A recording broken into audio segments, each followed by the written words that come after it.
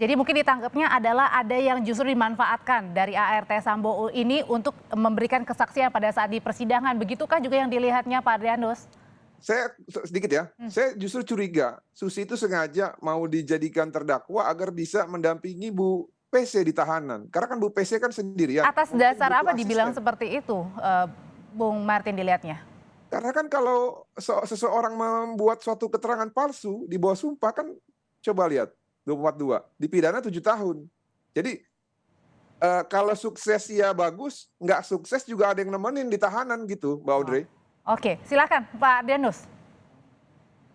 Kalau dilihat dari beberapa hal yang dicabut oleh Susi, itu termasuk sebagai pengetahuan umum, artinya sesuatu yang kita anggap sebagai ya ini orang rumah pasti tahu, atau memang membutuhkan suatu kecerdasan khusus.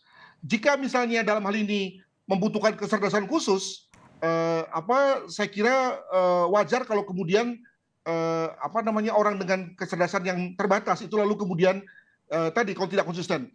Tetapi kalau misalnya itu dianggap sebagai pengetahuan umum, yang ya wajar dong orang rumah masa nggak tahu, maka tentu apa yang disinyalir oleh Pak Martin menjadi benar. Jadi saya kira tergantung pada apa yang menjadi ya yang dianggap sebagai tidak konsisten itu. Ya. Kalau gitu lebih mengarahnya ke sekarang ini kemana? Apakah menyudutkan pihak korban yang dilihatnya dengan keterangan-keterangan dari ART? Kalau dilihat dari tanpa melihat pada konteks pertanyaannya, dilihat dari cara dia menjawab, ya yang tense ya kelihatan sekali tegang. Kalau dari segi kode malah seperti dia nggak menguasai pertanyaannya, dilihat dari matanya yang kosong gitu ya. Maka kesan saya adalah bahwa mereka tuh nggak mengerti pertanyaan. Maka untuk itu dibantu dengan cara menurunkan jenis pertanyaannya dari pertanyaan yang bersifat panjang, punya anak kalimat begitu ya, dengan pertanyaan-pertanyaan yang sederhana. Toh nanti ujung-ujungnya kan yang mendapatkan pengetahuan kan hakim juga, JPU juga. Nah kalau kemudian dengan cara yang mudah, bisa dengan cara mudah, kenapa dengan cara yang sulit? Gitu.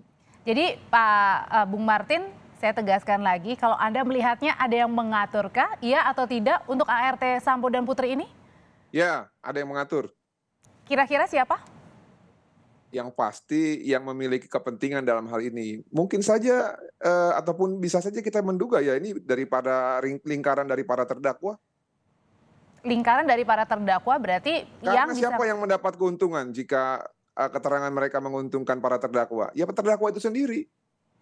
Jadi kalau menurut Saya Anda tegaskan sendiri gini, Mbak Audrey, keterangan ya. dari Susi Kodir ini diragukan?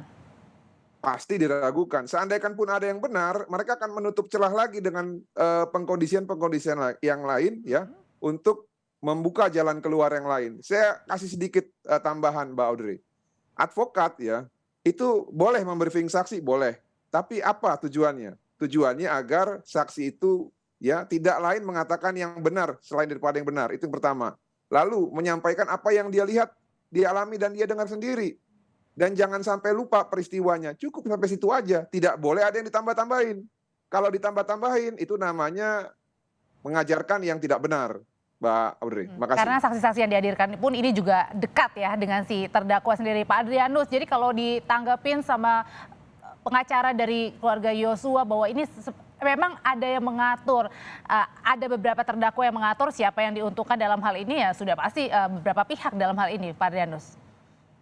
Ya sekali lagi ya dengan asumsi bahwa memang keduanya ini diatur disetel lah gitu oleh PH tersangka, maka sekali lagi tentunya PH tersangka sudah tahu sejauh mana kapasitas dari yang bersangkutan, bahwa yang bersangkutan ini memang mudah goyang dan kemudian bingung sendiri begitu ya.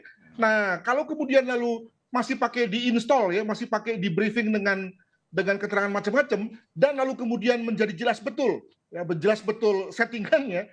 Bukankah kemudian harapan dari pihak sebelah sana itu akan menjadi tidak kesampaian, rugi sendiri ya. Harapannya adalah mendapatkan semacam celah dari kesaksian keduanya, tapi karena memang dasarnya keduanya itu tidak konsisten, malah jadi rugi.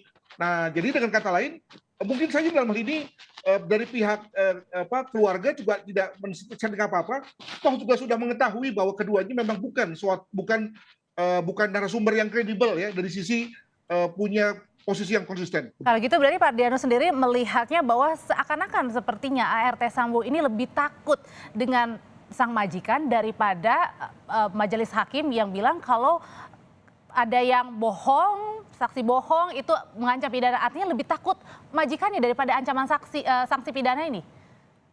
Wah, itu tentu itu pikirannya Mbak ya. Tetapi bayangkan seorang ART masuk dalam forum yang begitu berwibawa, wah itu pasti deg-degan itu ya. Belum lagi kemudian lalu dicecar dengan pertanyaan-pertanyaan yang tajam ala JPU terutama.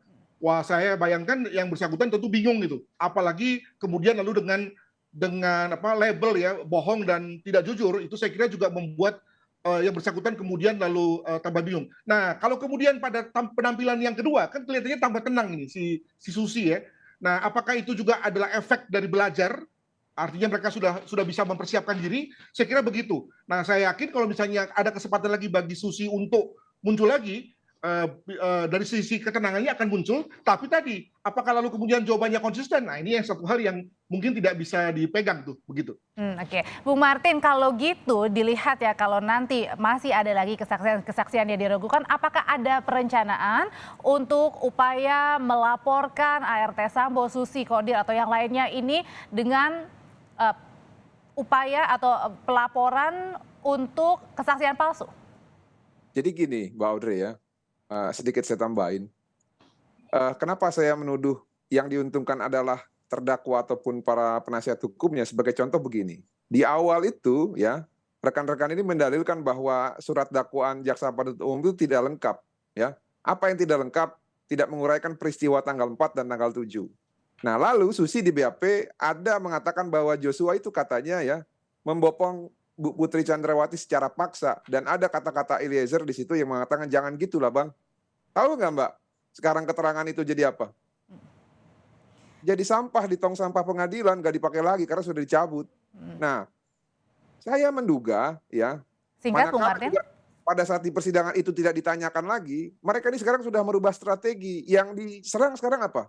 Kepribadian anak klien kami, dibilang katanya berkepribadian ganda lah segala macam. Jadi kami sudah tangkap ada Tidak upaya meringankan. untuk Ini akan meringankan hak hukum dari klien Anda. Justru jadi akan ada berat. upaya untuk meringankan hukum meringankan dari pihak terdakwa tapi menyudutkan pihak korban. Terima kasih Bung Martin Simanjuntak, pengacara Yosua, Adrianus Meliala juga kriminolog, guru besar kriminolog FISIP Universitas Indonesia sudah bergabung bersama kami. Selamat petang Bapak-bapak, sehat selalu.